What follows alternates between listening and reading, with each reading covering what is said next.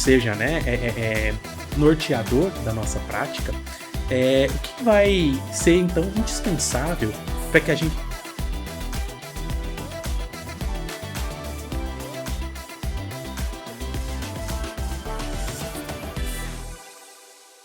Olá, professor, tudo bem? Bem-vindos a mais uma edição do ACEDOC Podcast, programa que é feito pela Pró-Reitoria Acadêmica da Universidade Evangélica de Goiás, disponibilizado para você através da Academia de Capacitação Docente. Hoje nós vamos falar sobre este livro aqui, Os Componentes Essenciais da Formação do Cristão Educador. E para a gente poder falar um pouco do conteúdo desse livro, eu recebo aqui a professora Inês Augusto Borges, que é a autora do livro. A professora Inês, além de autora deste livro, também é professora, escritora, conferencista, pós-doutora em Educação, Arte e História pela História da Cultura pela Universidade Presbiteriana Mackenzie, doutora em Ciências da Religião, mestre em Educação Cristã e graduada em Psicologia. Desenvolve pesquisas, ministra cursos e palestras sobre a fundamentação filosófica, histórica e metodológica da educação, analisando as consequências destes fundamentos nas políticas públicas e educacionais e seus resultados em diferentes contextos históricos. Atualmente coordena e ministra aulas no curso de pós-graduação em Cosmovisão Cristã e Educação na Universidade Cristã Evangélica. É autora de vários livros, inclusive este que nós vamos ler, que nós vamos comentar na tarde de hoje. Temos aqui também o professor Paulo, que é graduado em Pedagogia, pós-graduado em Gestão Escolar, diretor do Colégio Couto Magalhães. Então, primeiramente, professor, muito obrigado, bem-vindo aos estúdios da Uni Evangélica. E, professor Paulo, também agradeço muito a sua participação. E eu gostaria de começar, professor Inês, já abordando o título que a senhora coloca no livro, pensando nos componentes essenciais da formação do cristão educador. E é interessante a gente pensar que não é o educador cristão, ou seja, não é o professor que dentro da sua prática pedagógica quer se valer ou quer expor os seus valores da sua crença em Jesus Cristo, mas aquele que é cristão e por ser cristão tem a missão de educar. Eu queria que a senhora pudesse comentar um pouquinho sobre essa relação do cristão educador e do cristão e do educador cristão. Ok, professor Luiz Eduardo. Obrigada por essa pergunta, porque ela é fundamental mesmo, para a gente entender até o título. Eu comecei a escrever esse livro pensando no inverso. Eu escrevi 10 capítulos e na minha mente estavam componentes essenciais da formação do educador cristão. Ao longo da elaboração dos capítulos e já caminhando para o final, isso foi me gerando um incômodo. E eu cheguei a pensar em tirar cristão, assim, componentes essenciais para a formação do educador. Porque todo educador precisaria ter consciência de quem ele é, consciência da natureza do seu aluno e essas coisas que a gente vai falar daqui a pouco. Mas, claro, que nem todo educador cristão tem consciência disso. Como que eu posso esperar que todo educador em geral tenha? E esse incômodo, né, de pensar do título, porque eu não quero que pareça que seja só o educador cristão, não quero que seja educador no geral, e eu resolvi inverter, porque eu pensei, é o cristão que tem chamado para ser educador, é para esse que eu estou escrevendo. Então ficou componentes essenciais da formação do cristão educador, do cristão que está nesse papel, e eu quero falar um pouquinho de papel depois, né? O que é esse papel que nós desempenhamos aqui no mundo e, no nosso caso, como educadores, né? Como cristãos que assumimos o papel de educar, de formar pessoas. Excelente. Bom, professor Paulo, você leu o livro, você também na sua prática diária tem uma relação muito próxima, tanto a partir da sua fé, quanto a partir da sua atuação profissional. O que você considera que é um cristão educador? E o que diferencia esse cristão educador de outros tipos de educadores? Na verdade, Luiz, eu acho que uma das coisas mais honestas desse livro é o título mesmo. Mesmo porque as respostas que estão contidas aqui para as indagações, elas são respostas, primeira, para o cristão. Quando você vai perpassando pelos capítulos e quais são esses componentes, nós estamos falando dos pressupostos de um cristão. E esse cristão, tendo convicção de tal, entendendo a sua vida integral, sem essa dualidade ou essa dicotomia da vida secular e do exercício da espiritualidade, essas respostas têm que estar entranhadas, elas têm que estar de fato esmagadas na essência desse educador, né? E por entender que essa é a verdade para a nossa vida, Eu acho que faz toda a diferença de um educador que não se posiciona como cristão, ou que não tem convicção do que faz enquanto cristão, ou até que conhece, que entende, mas ainda vive essa dicotomia. Porque a educação, e agora passo a falar da educação dos pequenos, Uhum, né, na área que eu atuo da educação básica, são esses pressupostos que de fato fazem sentido para a vida dele. uhum, Existem outras tendências, cosmovisões, ou como a doutora elegeu, preferiu que falasse sobre filosofias, né, que Uhum. norteiam esses currículos e esse exercício da atividade de educador, e se os pressupostos são outros, para mim é a raiz do problema, porque não é a verdade. uhum, Nós precisamos educar a partir da verdade. A uhum, verdade é o evangelho. Então, na justa medida que são os componentes essenciais da formação do cristão educador, essas respostas que são gerais para a vida do cristão, é claro que é assim que ele tem que viver também no seu labor, na sua atividade. E uhum, levar essas crianças a esse entendimento, essa jornada de descoberta de Deus, seu propósito, agir com intencionalidade na sociedade futura e uhum, pensar na eternidade, eu acho que é justamente isso que faz toda a diferença. É a diferença, uhum. porque é a verdade. Certo. Muito bom. Professor Inês, e aí nós vamos pensar aqui, né, no cristão educador ou do educador cristão. Isso nos leva a pensar que existem educadores que não são cristãos ou que não trazem isso para sua prática pedagógica. Por que que a gente vai pensar que é indispensável hoje, e pensando que nós falamos a partir de uma instituição confessional, né, evangélica, cristã evangélica, e que professa essa fé e que faz questão de fazer com que esses valores, isso seja, né, norteador da nossa prática, o que vai ser então indispensável para que a gente faça, não, na nossa identidade é de um cristão educador. Então, Luiz, primeiro eu queria pensar, voltar um pouquinho, pensar em termos de reforma protestante, para a Certo. gente entender todas as vocações, para depois Uhum, falar da vocação do educador. Lutero dizia que todas as vocações, todas as profissões são máscaras de Deus. Eu uhum, acho tão fantástico isso, que Deus nos dá papéis para que nós cumpramos. Então, máscara no sentido da máscara do teatro, que era usado uhum, no uhum, contexto do teatro grego, né? uhum, Então, você assume uma personalidade quando coloca aquela máscara e assume aquele papel e desempenha aquele papel. Quando Lutero fala que nós somos máscaras de Deus, assim, Deus está nos dando máscaras, está dando papel, e uma hora ele nos dá o papel, e às vezes estão misturados. É o papel de uhum, pai, o papel do professor, o papel do cidadão, e uhum, todos esses papéis nós deveríamos desempenhar para a glória de Deus. certo. E aí, nesse contexto de vocação, voltando ainda, pensando em Lutero, ele tem uma história que uma vez um sapateiro perguntou para ele, assim, conheceu Jesus, se converteu, agora ele sabe que, né, que Deus é o Senhor da vida dele, e ele fala, como é que eu posso servir a Deus? E Lutero diz, ora, faça o melhor sapato e venda pelo preço mais justo. Então, Uhum, seja o melhor que você é capaz de fazer no seu papel. Eu penso que assim, o cristão educador deve fazer tudo com excelência, como sapateiro, como cristão sapateiro, como cristão médico, como cristão advogado, como cristão jornalista, né? uhum, Então, esse cristão educador, eu sou cristão, eu sou de Cristo, eu pertenço a Ele. uhum, E a Bíblia diz que todas as coisas devem ser feitas para Ele. E tudo que fizer, seja em palavra, seja em ação, uhum, fazer em nome do Senhor, dando por Ele graças a Deus. Então, o cristão que tem essa máscara de educador, esse papel atribuído por Deus a ele como educador, uhum, esse chamado, essa vocação, ele tem que fazer do trabalho docente um ministério, um sacerdócio. uhum, Ele tem que fazer isso, ele tem que fazer assim como o cozinheiro deveria fazer, do cozinhar o sacerdócio, né? E uhum, fazer o melhor. E a dona de casa e o lixeiro, o vendedor, uhum, assim, estou uhum, servindo a Deus nisso que eu estou fazendo. uhum, Como é que o educador não se dá conta disso, né? uhum, Sendo cristão, vai fazer menos do que isso. Então, por isso, esses elementos que eu gostaria de falar também, os 10 componentes essenciais da formação do cristão educador, a hora de elencar esses títulos desses capítulos, e o processo foi exatamente uhum, esse.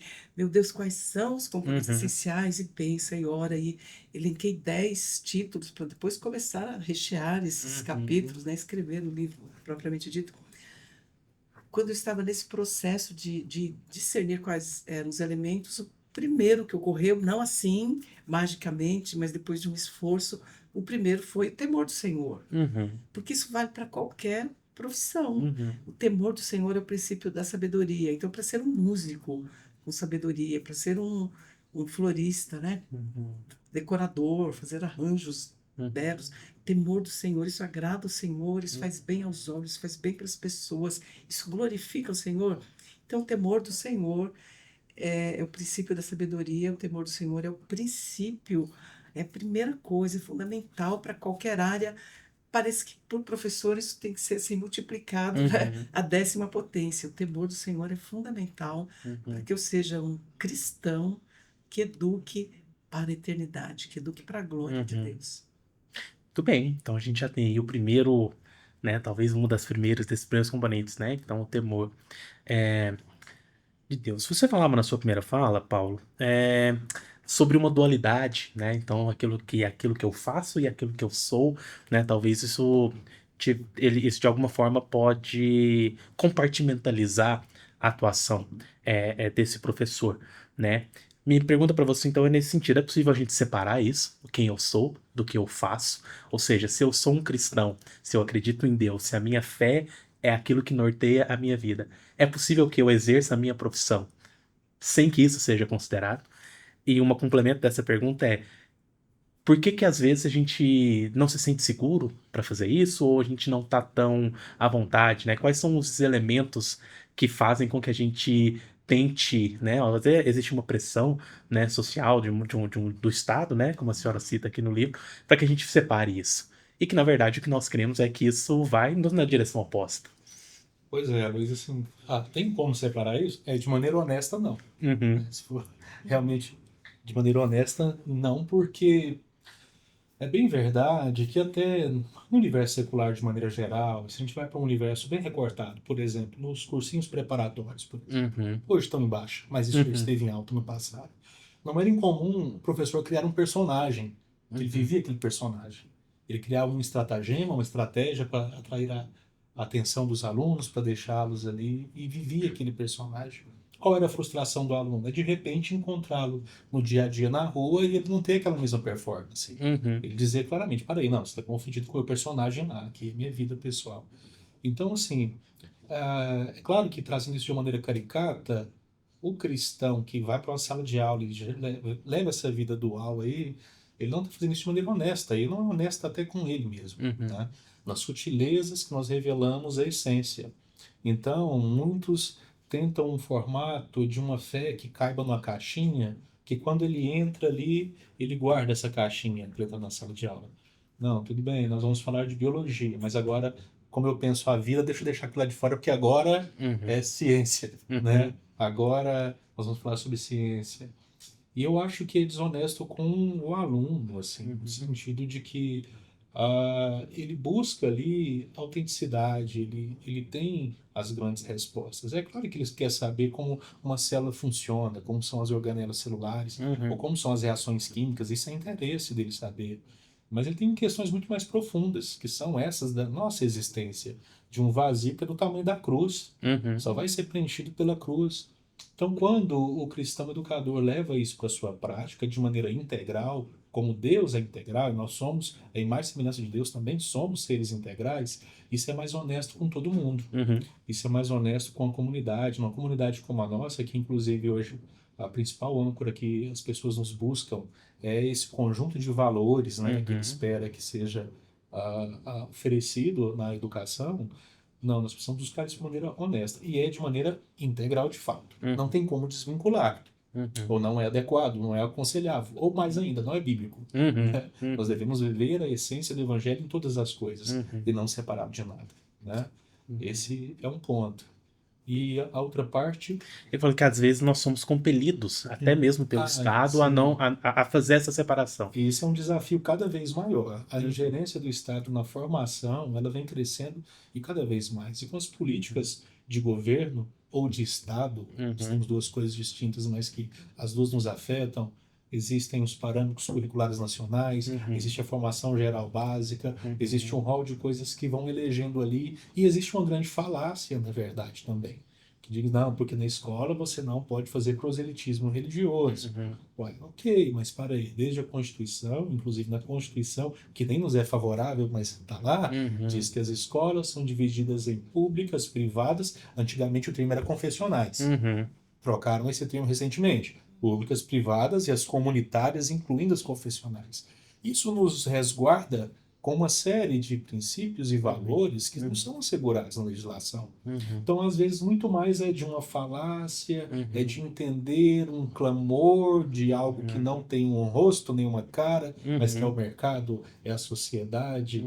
E isso permeia, inclusive, o nosso mundo, os cristãos que procuram essa instituição, mas no fim das contas ele está muito mais ocupado ali, não, mas e a nota no Enem? Como é que vai ficar isso aqui?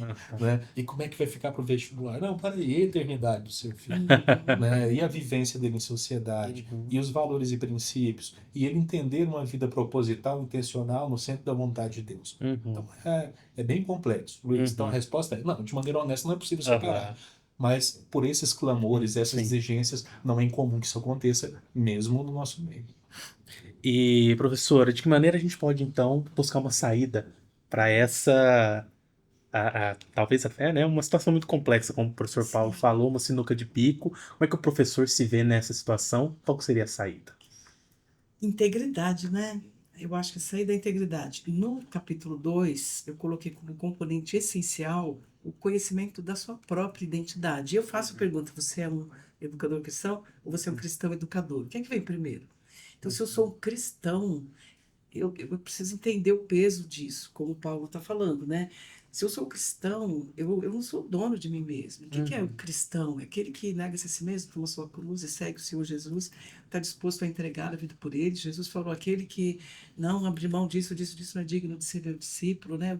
Do que é que eu estou disposta a abrir mão para não perder a minha alma? De que vale o homem ganhar o mundo inteiro e perder a sua alma? Nós não estamos falando disso, nem nas igrejas, quanto mais no contexto de academia, não é, Luiz? E a gente está, mesmo no contexto de igreja, está sendo muito cobrado de Deus. Você tem direito, decreta, determina e tal, mas assim, o que eu sou chamado a fazer como cristão? Ser sal da terra, ser luz do mundo, fazer diferença nessa geração. E isso custa.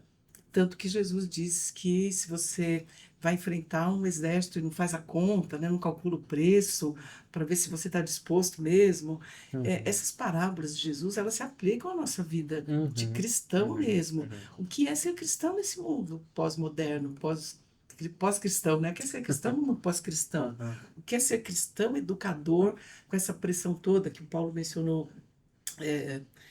Governo, como é que é? Um plano de governo, um plano de Estado, né? Políticas de governo, política de Estado, eu acho que é mais do que isso, é política de mundo, né? Não é de Estado e de governo, é de mundo. Nós estamos vivendo num projeto de governo mundial. E as políticas educacionais que chegam à sala de aula, chegam às instituições, passam por Ministério da Educação e tal, elas não são políticas nada democráticas, né?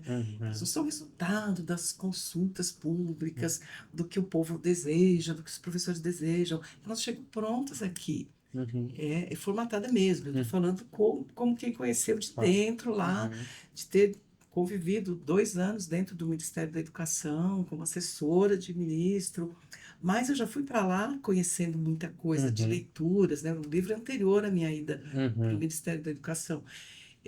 Muita pesquisa sobre a história da educação, sobre filosofias da educação, sobre o que é a Unesco, o que é essa associação mundial que governa a educação, ciência e cultura, que determina os parâmetros para todo mundo. O que é isso? Como isso chega até a gente? E como é que o cristão encara tudo isso? O grande problema é a ignorância no sentido de desconhecimento. Nós não conhecemos isso. Eu fui professora universitária durante mais de 10 anos sem nunca ter tido uma reflexão crítica sobre isso. Sem nunca ter lido um Plano Nacional de Educação, que a gente tem que implementar, e a gente não sabe nem quem é, quem fez, o que é. Então, o que é currículo? A gente não sabe o que é currículo. Currículo é um caminho, currículo é um trilho a ser seguido, né? Tem um aluno aqui, onde é que eu vou levá-lo? Mas currículo é projeto para uma sociedade. Que sociedade eu estou formando através da educação que eu estou desenvolvendo, da qual eu sou parte. Então, qual é a solução? É interna, é do interno para o externo. Jesus disse que o reino de Deus está dentro de nós. Não é? Jesus disse que nós é que vamos fazer diferença, ser sal. Claro que não é individualismo, mas é individualidade. E não pode ser coletivismo, mas deve ser aliança. Então, no contexto da individualidade de cada cristão, na comunidade da aliança, que é a igreja, que é uma universidade que tem essa responsabilidade de ser confessional, ter essa responsabilidade de transpirar mesmo, né, esses fundamentos. Eu não gosto muito da expressão princípios e valores, porque parece assim meio relativo, né? Valores. Você tem seus valores, eu tenho o meu. Não são os fundamentos cristãos, são os princípios da cruz, são os princípios de Jesus. E Jesus falou assim: aquele que ouve a minha palavra, ouve as minhas palavras e não pratica, é como quem faz a casa na areia. E aquele que ouve as minhas palavras e pratica, é como aquele que cava na rocha, né? Abre uma vala na rocha, estabelece o fundamento, e aí vento vem para todo mundo. Jesus fala que vieram os ventos, vieram as tempestades e deram com ímpeto com aquela casa. Jesus fala isso para os dois casos, para quem construiu na areia, para quem construiu na rocha. Quem constrói na rocha não está livre dos vendavais, não está livre das tempestades, mas está firme na rocha, né? O educador cristão que tem consciência disso, o cristão educador, o cristão educador que tem consciência de que ele é cristão, ele é de Cristo, ele vai prestar contas um dia diante do trono de Deus, do sapato que ele fez, da cirurgia que ele fez, do processo que o advogado trabalhou e o que ele conseguiu, quanto ele pesquisou, quanto ele se esforçou para aplicar a lei da melhor forma, e das pessoas que nós formamos como educadores, prestaremos contas. Isso é muito sério. Se a gente não tem essa dimensão da eternidade, parece que fica mais fácil, a gente vai se adaptar, porque afinal a lei diz, a lei manda, não quero me comprometer, tenho uma família, e nós vamos negociando tudo. Bom, nós só estamos aqui porque muita gente morreu pelo Evangelho. Muita gente pagou muito caro para que a palavra de Deus, para que a Bíblia fosse traduzida e chegasse até nós. E nós vamos fazer o negócio parar aqui, nós somos responsáveis para transferir a tocha do Evangelho para as próximas gerações. Então, é conscientização interna de quem eu sou, qual é o meu papel, vou prestar contas, não sou capaz de fazer isso na minha própria força, eu preciso da ajuda de Deus. É esse o caminho. Não, isso que a senhora falou faz muito sentido mesmo, né? Uma vez que nós pensamos que o sapateiro faz ali o seu sapato, o advogado ele vai resolver ali as questões relativas à sua área, mas os professores, eles de fato vão formar todas essas profissões. Então tem um fator multiplicador aí, né, do papel do professor nessa construção de que tipo de sociedade nós queremos viver, né? Então tem essa relação. Não valeria metade aqui do nosso podcast. Isso é fantástico, Luiz. O professor tem esse papel de formar a sociedade como um todo. Ele vai formar todo mundo, ele pode nem se dar conta, mas o professor lá da pré-escola, né, Paulo? O professor está ali com aquela matéria bruta que ele vai lapidar, que ele vai formar. Então, aquela criança vai ter noção de certo e errado, de bem e mal. Tal. Eu estou falando aqui, estou até esquecendo do meu livro, estou pensando numa situação que aconteceu com os meus netos. Posso contar? Claro, com vontade, por favor. Então, um dia, o meu neto chegou em casa, assim, conversando, ele falou assim: vovó, a gente estava numa aula de educação física, e aí a professora mandou fazer uma fila, e os meninos iam chutar para o gol, e tinha que chutar para o gol e voltar para o final da fila, né? Marcava ponto, fez gol, não fez, voltava para o final da fila, esperava a sua vez. Vovó, tinha um menino que ele foi prometendo bala para todo mundo. Deixa eu passar na sua frente que eu te dou uma bala, deixa eu passar na sua frente que eu te dou uma bala. E vovó, ele não deu. Eu falei: quê? Como assim? Me conta esse negócio de novo. Ele repetiu. Você falou isso para a professora? Falei. O que a professora disse? A professora disse que promessa é dívida. Eu quase morri, porque eu falei: ela não falou que isso é suborno? Isso é suborno. O que é suborno, vovó? Gente, Na aula de educação física, o menino transgredindo as regras, o menino. E aí eu falei, Lucas, você vendeu o seu lugar na fila por uma bala. Mas ele não deu, vovó. Tá, esquece. Vamos falar disso. Uma semana depois, eu estava dando uma palestra para um grupo de professores e eu contei essa história. Uhum. E sem falar do suborno, eu perguntei para os professores o que é que vocês responderiam. E começaram a falar de promessa-dívida, começaram a falar que a gente tem que fazer valer a palavra, o menino que prometeu tinha que cumprir. E a hora que eu contei do grupo ali, uns 60 professores, eu contei o que eu tinha dito para o meu neto, eles disseram assim, ai, que vergonha, nem me passou pela cabeça isso. Uhum. Então, nós precisamos desse nível de despertamento, né? Nós estamos ensinando o que para uma criança quando a gente responde uma pergunta que ela faz? Então, a criança corre e conta um evento desse. O professor cristão, o cristão professor, ele tem que pensar o que está Uhum. por trás desse negócio. Uhum. Não é a bala que está em jogo, não é, é muito mais a eternidade dessa criança, é a noção de verdade. Existe verdade ou não existe? Uhum. Certo e errado, né? Então eu gastei uma boa meia hora para contar, para explicar o que é suborno, Uhum. para explicar. Imagine que você está lá no seu prédio tranquilo, chega alguém, suborna o porteiro do seu prédio, por que que sentar lá embaixo daquela árvore que é legal e ele pode fazer isso? Claro que não. Então, a gente tem que trabalhar com essas questões todas. Uhum.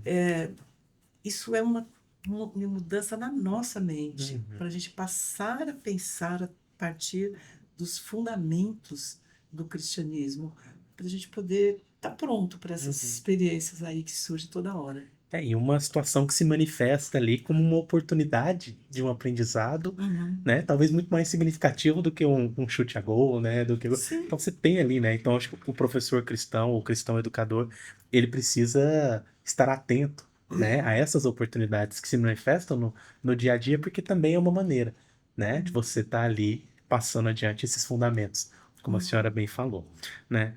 Professor Paulo, a gente vai avançando aqui na nossa conversa. Você tinha falado ali das políticas de Estado, as políticas de governo. O professor Inês também, na resposta anterior, falava sobre, né, alguns órgãos, né, como a Unesco e esse governo que já não é mais tão local, mas a nível mundial. E nós vemos aí as situações elas têm avançado de uma maneira muito desfavorável ao, aos fundamentos cristãos, né? Então, na sua visão, qual que é a importância da gente formar educadores cristãos, cristãos educadores em 2025? Ah, ela é ímpar mesmo, assim, sabe, Luiz? Talvez devesse ser nossa maior ocupação, porque o mercado já começa a padecer, inclusive, da falta de futuros educadores. Essa é uma crise que eu acho que não é só local aqui, não é só nem no Brasil. A Uhum, figura do professor foi tomando uma conotação até pejorativa no rol das profissões, uhum, diferente do que a gente falava há pouco sobre uhum, ser talvez a rainha das profissões que formam as outras profissões. Não, no Brasil isso foi relegado a uma outra conotação. Então, formar educador já está complexo, uhum, né? Formar professores cristãos educadores, isso aí é uma necessidade tão iminente, porque esse fenômeno que acontece nas instituições de educação formais, ela não parou ali recortada aos muros da escola, ela invadiu a família, uhum, né? Ela realmente passou para dentro das famílias. Então tem muita gente muitas dessas crianças, alunos, que eles não têm na família essas premissas daquilo que é central na vida dela. A uhum, família terceirizou das duas principais instituições de educação, né, que é a escola e a igreja. uhum, Então, assim, na justa medida que cada vez mais famílias não estão ocupadas com esse privilégio e essa missão que é bíblica de educar os seus filhos, está uhum, relegando para as escolas, para muitos deles que não frequentam uma comunidade de fé, né? Para que ali, ainda que parcamente, ainda que uma vez por semana, uhum, tenha contato com esses ensinamentos, uhum, a última chance que essa criança vai ter é na escola, é no ambiente educacional, né? uhum, Então, o nosso ID agora, eu acho que ele está mais perto do que nunca, uhum, que de formar discípulos aqui, onde nós estamos, na nossa atuação. E esse esforço ele tem que ser assim, hercúleo mesmo, sabe? Um esforço que nós temos tido aqui dentro da própria instituição, o programa de integração de fé e Sim. aprendizagem tem estimulado, né? Uhum. E quando eu conheci esse livro aqui, presente do doutor Inês, inclusive, eu li e falei assim, cara, tá aqui, é isso. É isso, vamos, porque ele é um choque de realidade, assim, Uhum. né? Daqueles que conhecem a palavra, que conhecem ensinamentos. É um lembrete, assim, com letras capitais, luminoso, assim, enorme de neon, da nossa missão e vocação, né? E na oportunidade, até na acolhida do ano subsequente, eu convidei a doutora Inês para estar lá conosco, né? Nos encontramos lá, eram mais de 200 professores e assistentes de sala que estavam Uhum. ouvindo a doutora Inês. A doutora Inês presenteou cada um com a cópia desse livro para ver se a gente vai avançando aos poucos. Mas o problema ele é mais estrutural do que parece, Uhum. porque assim como vai ser abordado aqui, espero não estar antecipando muito uma pauta futura, está relacionado ao problema da alfabetização e da formação de leitores, né? Nós Uhum. não somos uma pátria leitora. Nós não temos um público leitor, mesmo entre os professores. Uhum. Às vezes ele está muito ocupado com a sua formação formal, com o seu Lattes. Uhum. Eu tenho que fazer uma pós-graduação. O que vai acontecendo? Ele vai sendo cada vez mais encharcado dessas filosofias, que são totalmente avessas ao que nós entendemos como a verdade, e cada vez menos sobra espaço para essas leituras, sobra espaço para a sua formação essencial, né? Então, é urgente. Uhum. É um pedido assim, de socorro que deve ser gritado e divulgado, publicado o quanto mais, porque é urgente. Porque senão o colapso da educação e da formação do cidadão está bem ali na frente já. Não sei se isso Uhum. muda lá. A senhora concorda? Acha que em 2025 isso é um tema que nós devemos discutir cada vez com mais afinco? Com certeza. Eu penso que nós estamos vivendo uma fragmentação que está virando ruptura, assim, um abismo entre dois mundos, né? Uhum. Uhum. Um mundo que caminha para o abismo mesmo, para a morte. A Bíblia fala caminhos que ao homem parece direito, mas no final são caminhos de morte. Uhum. Então, tem esse apelo para formação, para uma formação plural. Eu li alguns documentos sobre educação infantil, sobre educação XYZ, educação indígena, quilombola, Uhum. educação do deficiente. É só dividir para governar. É Uhum. só fragmentar. Inclusive, uma política que não foi assinada, né, no tempo em que eu estava no MEC, porque Deus me permitiu enxergar a coisa e conversar com o ministro. O senhor não pode assinar isso aqui. Falava em educação plurilingüe, assim, comunidade quilombola, indígena, cada um tem que aprender a sua língua como língua mesmo, dos ancestrais, tal, e português como segunda língua. Imagine o Brasil fragmentado assim. Uhum. Tendo português como primeira língua, as pessoas não sabem ler mais, as pessoas não conseguem interpretar um texto. Imagine tendo português como segunda língua. É escravidão mesmo, é ignorância total. Uhum. E essas pautas estão avançando.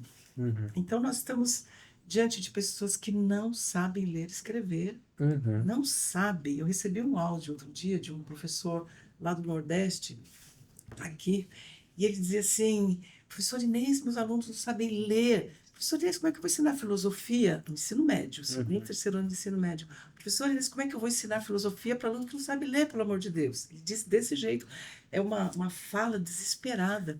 Ele fala, eles não sabem o que é o ponto final, eles não sabem a vírgula, eles não sabem o ponto de Uhum. interrogação. E aí ele disse, professor, eu tomei uma decisão, estou ensinando caligrafia no ensino médio, professor de filosofia. Isso é só lá no Nordeste? Não é. Não é, pelo Brasil inteiro. E não só na educação, né, no ensino médio, nós ali no ensino superior, Chega no nós ensino padecemos do mesmo mal. superior. Os alunos chegam sem saber escrever, Então, e o que está sem saber acontecendo? interpretar um Quanto texto. mais dinheiro é gasto na educação, Uhum. aumenta, cresce esse leque, né? E do outro lado, está aqui algumas pessoas querendo fazer diferença, querendo educar, querendo ensinar. A gente precisa fortalecer esse time do lado de cá. A gente precisa dizer, no Senhor, o nosso trabalho não é em vão, que é o último capítulo do livro, né? Uhum. Vale a pena, mas não vamos ficar sozinhos, vamos somar forças, vamos juntar, Uhum. vamos ver o que é o nosso papel, porque é triste demais, Uhum. demais.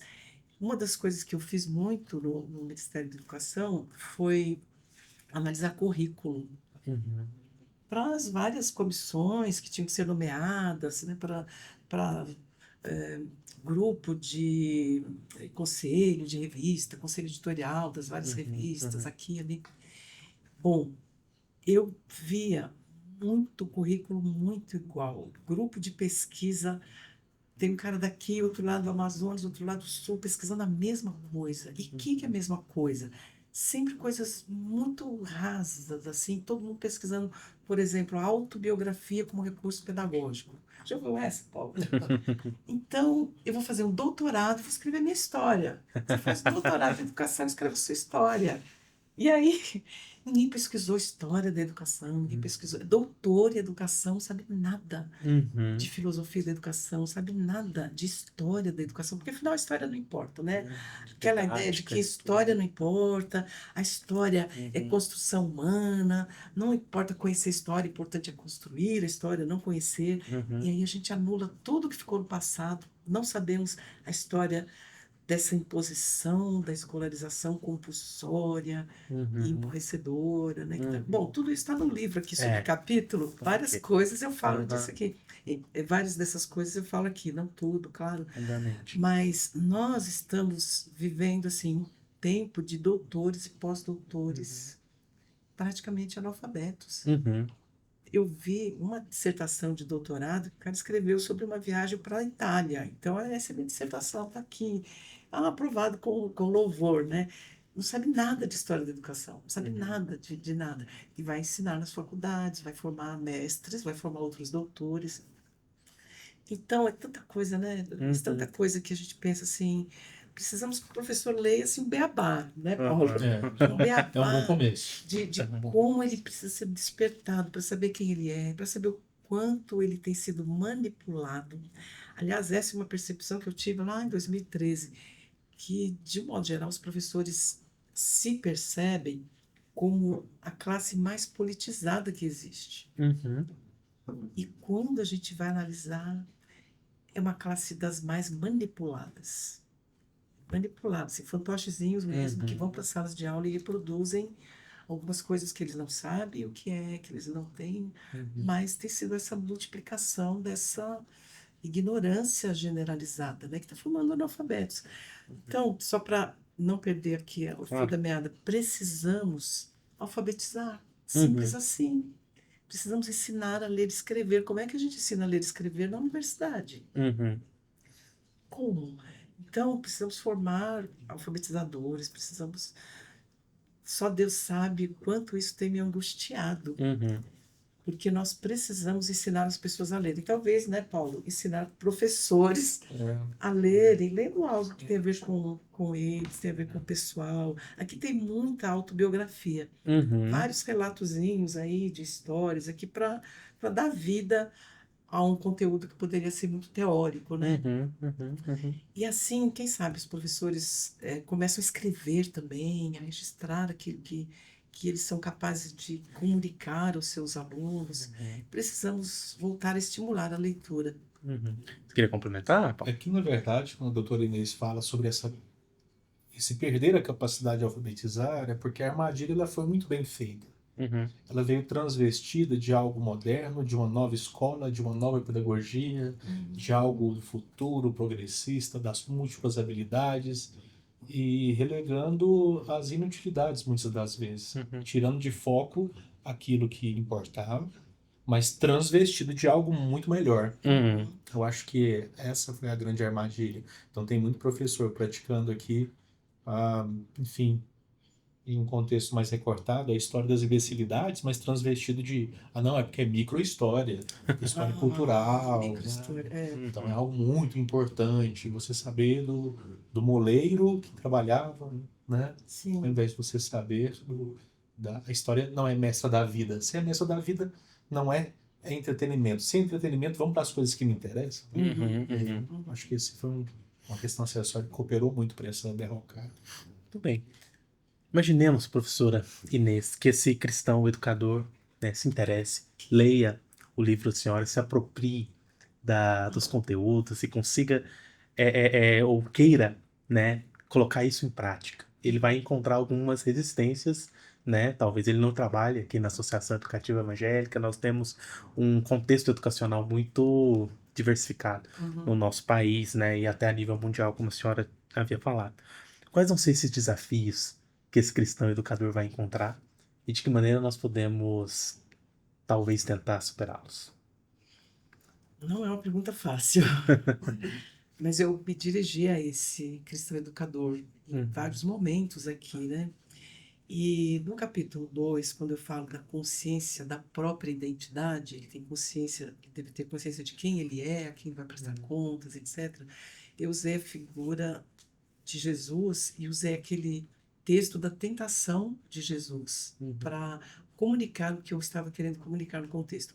Jesus foi tentado exatamente na identidade. Se és filho de Deus, então transforma a pedra em pão, etc. Eu penso que o cristão educador, ele é tentado o tempo todo nessa identidade, né? Você é professor, você é educador, você é doutor e acredita em Deus, você acredita... Não, isso é do meu campo particular, como o Paulo já mencionou, aqui eu sou educador mesmo, aqui eu sou doutor, aqui eu defendo essas ideias. Eu me deparei em alguns momentos da minha vida com pessoas assim, né? Lá fora, eu sou cristão. Aqui dentro, né? Lá fora, Jesus é meu Senhor. Aqui dentro, Jesus é só um arquétipo, como Buda, como Confúcio. Eu ouvi isso, todas essas palavras. Então, o desafio primeiro é essa posição. É dizer o que vale para mim. E para eu contar, para eu tentar chegar onde eu quero, eu queria contar uma pesquisa, falar de uma pesquisa que eu acho que eu não relatei aqui no livro, que é o experimento de Milgram. Já ouviu falar? Não. Experimento de Milgram. Se pesquisar no YouTube, experimento de Milgram, vai achar vários videozinhos.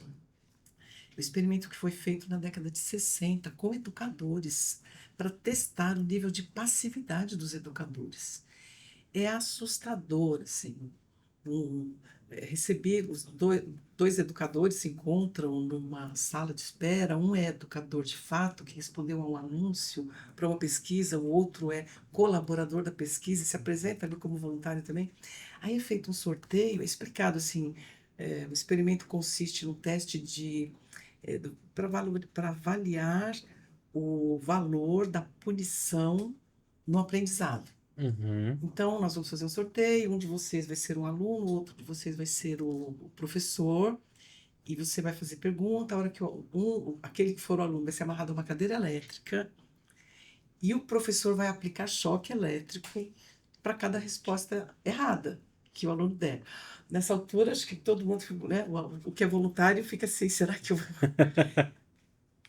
O circo é armado para que o voluntário seja sempre o professor e o colaborador da pesquisa seja sempre o aluno. Quer dizer, não vai ter choque nenhum, mas o professor não sabe. E aí o voluntário vai aplicando choques. Por quê? Porque ele assinou um documento de compromisso com a ciência, de compromisso com aquela pesquisa. Então, aí o aluno para de responder, o pseudo-aluno, e o professor fala assim, mas ele não respondeu, será que ele desmaiou? Falta de resposta é considerado resposta errada, por favor, continue. A pesquisa, Paulo, é padronizada, assim, o educador que reclamasse 5 vezes, ele estava dispensado. Se ele reclamasse uma, ele era encorajado, reclamasse 2, era encorajado, 3, 4, na quinta ele era dispensado. Quase 80% dos educadores chegavam até o final, sem saber o que aconteceu com o outro. Uma apatia diante da ciência, diante do cientista que está ali, diante do... Gente, não tinha...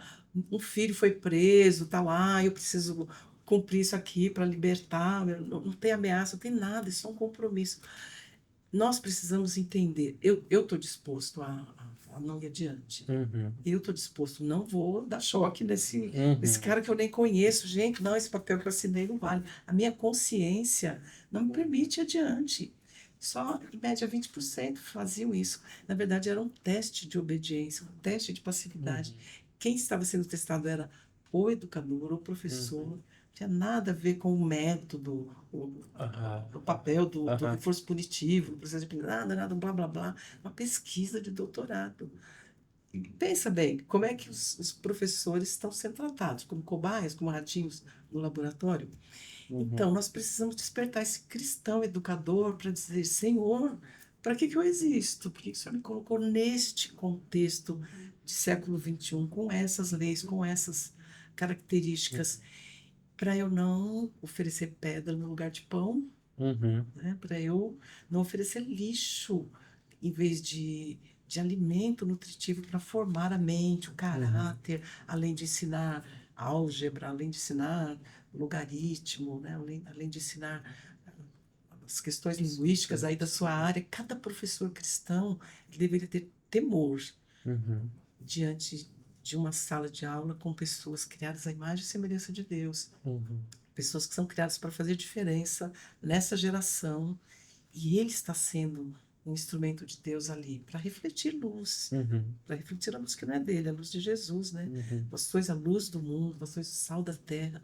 Um professor consciente disso, não importa se ele está numa escola pública, não importa se ele está numa escola particular que não é confessional, não importa se ele está numa escola confessional, ele vai pedir de Deus a cada dia o pão para cada dia, o pão nosso de cada dia. A Uhum. cada dia nós temos encontros, embates, nós temos alunos que reagem de forma, às vezes, muito agressiva. Eu fui professora dentro da Universidade Presbiteriana Mackenzie. Uhum. Ali, dentro de uma universidade confessional, eu tive alguns alunos que me desafiaram, que me afrontaram, e Uhum. só eu sei como algumas palavras certas, como algumas reações extremamente positivas, produtivas, aconteceram de improviso, aconteceram sem planejamento, aconteceram de forma que eu me surpreendi, que foi graça pura, graça de Deus para aquele Uhum. momento, para aquela pergunta, para aquela situação.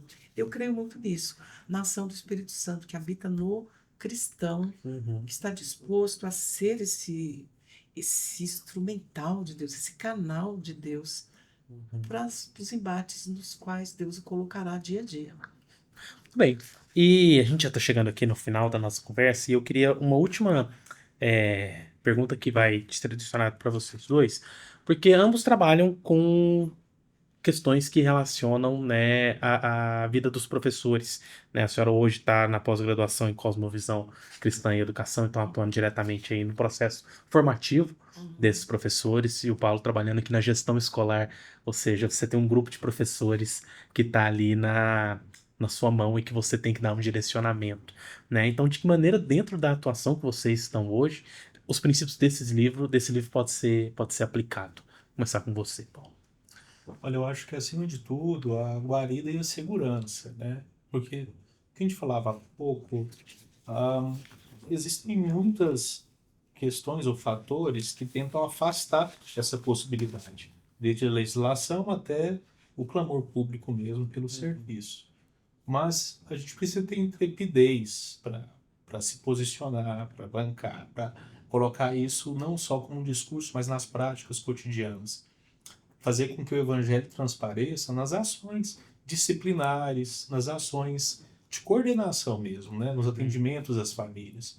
Essa preocupação legítima com a eternidade do indivíduo. Eu acho que quando ele sente essa segurança, desde a defesa do professor, num contraditório que ele tem com a família, ou com um aluno que traz as emoções assim, né, bem à flor da pele, quando você aplica disciplinar, uma medida disciplinar, né? Na verdade não é disciplinar, é uma medida administrativa pedagógica, mas Uhum. que visa a aprendizagem do educando ali, né? A família nem sempre, mas tal, mas foi só isso. Uhum. É a balinha que importa, né? É, Não, o problema é a balinha, eu vou dar a balinha aqui, ó, tá, resolve. Então eu acho que esse é um posicionamento. E momentos de formação mesmo. A gente tem tentado possibilitar esses momentos de formação. Uhum. Na acolhida dos professores, sempre que a gente vai iniciar os trabalhos, o nosso foco tem sido muito nisso. Uma vez por semana eu me reúno com a minha equipe de gestor imediato, né, os coordenadores Uhum. e assim, os que trabalham efetivamente na liderança das equipes, para discutirmos liderança à luz da Bíblia, o que é fazer gestão à luz da Bíblia, para Uhum. que essa cultura realmente vá disseminando e vá Uhum. encharcando as práticas cotidianas, né? Uhum. Então, eu acho que no contexto onde eu estou, é o que a gente tem tentado, Uhum. apoiando o programa de fé, a integração de fé e aprendizagem da instituição, enquanto tutor, enquanto quem leva os colaboradores ali também nesses momentos. Esse tem sido nosso foco. Nos posicionar, dar essa segurança para o posicionamento dos outros e revelar nas nossas ações o modelo de como deve ser feito. Eu acho que por aí uma medida que a gente tem feito que cada vez mais tem conseguido contaminar, priorizar, colocar na agenda.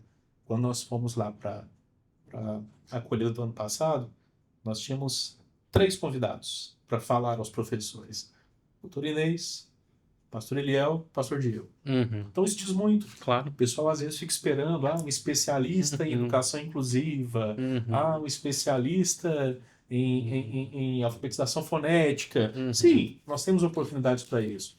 Mas naquele que é o momento mais importante, no início do ano, na nossa largada, a gente tem comunicado isso, para que isso se transforme realmente numa prática cotidiana. Professor Inês, e para quem está atuando com cosmovisão cristã e educação? Mas quem é que não está? Diretamente. Então, eu acho que esse curso de Cosmovisão Cristã e Educação é uma ferramenta da Universidade Evangélica de Goiás para fazer diferença não só aqui, não só para os professores da universidade, mas para o mundo. E eu louvo a Deus por essa oportunidade. Porque cosmovisão e educação, todo mundo faz essa conexão, mesmo sem saber. E eu ouço alguns discursos formatados. Essa semana eu vi aqui dentro uma pessoa falando da história de uma disciplina específica que antigamente era assim, assim, assim, a partir do século XIX começou a ser assim. É um discurso tão repetido que assim tudo era ruim. A partir do século XIX começou a ficar bom. Mas por que é um desastre hoje, né? E as pessoas não param para pensar. Não param para pensar o que aconteceu no século XIX para todo mundo dizer que era tudo bom até lá, que a partir do século XIX, né, que era tudo ruim até lá, a partir do século XIX ficou bom. Vamos estudar esse antes, né, do iluminismo, vamos estudar esse antes e ver o que de fato piorou. Então eu tenho estudado profundamente a história e eu percebo isso que da alfabetização, por exemplo. No século XIX surgiu uma ideia de um método global que a pessoa não precisa mais aprender a letra e o som e a sílaba, agora tem que ver a palavra geradora. Não tem nada de novo ali na década de 60 com o patrono da educação brasileira. É lá do meio do século XIX que ele requenta, faz um mal danado, terrível, mas a gente não conhece. Então, no curso de Cosmovisão Cristã e Educação, nós trabalhamos assim densamente, né? Um conteúdo denso, muita coisa sobre o que é cosmovisão, onde surgiu esse conceito, quem desenvolveu, como que isso foi aplicado nas várias áreas, como é que isso veio para a área cristã, como cosmovisão cristã, quais são os autores principais. E aí nós fomos para a história da alfabetização, para a história, muita coisa. Eu falo, tem um módulo que eu falo dessa experiência de Milgram, que nós nomeamos o primeiro módulo, Desafios Educacionais do Mundo Globalizado. Então, são 6 desafios. Quais são esses? Um deles é o desafio de vencer a apatia. E aí eu falo desse experimento, da apatia na qual nós estamos, etc. Então, até esqueci qual foi a sua pergunta, Luísa. É que eu estava falando sobre de que maneira a atuação de vocês é atravessada por esse texto. Então, o curso Cosmovisão Cristã e Educação, ele tem muito disso aqui e muito mais, e muito mais. Aqui é assim como se fosse um embrião, né, uma semente das coisas que foram colocadas, né, explodiram lá no curso, assim, porque foram aprofundadas as várias áreas daqui. E eu penso que todo aluno, todo professor da Universidade Evangélica de Goiás deveria fazer esse curso de pós-graduação, deveria entender melhor a questão da cosmovisão. Sei que nem todo mundo consegue, sei que nem todo mundo pode. Então, esse livro é, assim, uma balinha, né? No bom sentido. O pessoal chama de pílula, né? Drops. É um beabá daquilo que está lá no curso, assim, bastante condensado aqui, bastante expandido lá. E nós queremos, pelo menos, que haja um despertamento. A pessoa que lê esse livro, ela não vai mais pensar da mesma forma. E eu tenho tido assim, a bênção mesmo de vários congressos que eu tenho ido aí pelo Brasil afora, de encontrar pessoas. Você é autora do Componentes Essenciais, esse livro mudou a minha vida, esse livro mudou a minha história. Várias pessoas dizem isso. Eu quero que mude a história da pessoa que estiver assistindo esse podcast, Excelente. né? Que a pessoa comece a ler assim com essa fome, com essa expectativa de transformação mesmo, de algo novo que não vai parar nela, algo novo que ela vai comunicar às próximas gerações. Muito bem, então aproveito para fazer o convite para todos os nossos professores para conhecerem o nosso programa de pós-graduação em Cosmovisão Cristã e Educação, coordenado aqui pela professora Inês. Chegando ao final, então, deste episódio do nosso ACEDOC Podcast, quero agradecer, professor Paulo, algum comentário final, um recado para os nossos professores? Olha, minimamente, pelo menos leia o livro. Eu acho que é um bom começo, pode abrir portas, pode abrir indagações interessantes e, na sequência, oferecer um verdadeiro interesse para que você cumpra sua vocação no centro da vontade de Deus. Muito obrigado, espero tê-lo de volta em breve aqui na CEDOC Podcast. Professor Inês, muitíssimo obrigado pela participação, pela disposição em conversar com a gente, principalmente pelas suas contribuições naquilo que nós queremos cada vez nos aproximar mais de ser enquanto professores. Agradeço imensamente a Uma sua honra ter participação. estado aqui. Muito bem, Obrigada. pessoal. Professora, quem quiser adquirir o livro, ler, onde que tem para a pessoa poder encontrar os componentes essenciais da formação do cristão educador? Então, esse livro foi oferecido para os professores em 2023, né? Em agosto de 2023, no momento das... Como é que chama? A semana... O seminário de atualização Capacita- de de práticas capacitação docentes, docente, né? APD. Agosto foi entregue para todo mundo, aí Uhum. teve um evento em outubro do mesmo ano, de integração fé e aprendizagem, que também foi disponibilizado. Eu acho que muita gente tem esse livro Uhum. e talvez, né, tenha guardado, não tenha Uhum. tido tempo de ler. Então, quem já tem, Uhum. tira da gaveta lá e lê. Quem não tem, a única forma de encontrar o livro é comigo, e eu tenho poucos. Uhum. Esse livro já não está mais à venda, né? Não tem Uhum. livrarias. Eu trouxe para Anápolis, quando eu vim de São Paulo. Eu ainda tenho um pouquinho mais de 100. Uhum. E eu doaria esse livro com muito prazer para um professor daqui da universidade que por acaso não tenha o livro ainda. Tudo bem. Talvez a gente pode disponibilizar até na nossa biblioteca, né? Porque aí os nossos alunos e professores podem tirar. Então, quem tiver interesse, e eu recomendo fortemente a leitura, pode procurar, né, a Pró-Reitoria, que a gente faz essa ponte, esse contato até Sim. chegar a professora Inês, para que esse livro chegue, de fato, até quem quer, né, se aprofundar, quer saber um pouquinho mais sobre os componentes essenciais da formação do cristão educador. Então, nós finalizamos por aqui este episódio do ACEDOC Podcast. Convido você, professor, a explorar também todos os outros conteúdos que têm sido disponibilizados para vocês nesta plataforma. Um grande abraço para vocês, até a próxima. Tchau, tchau.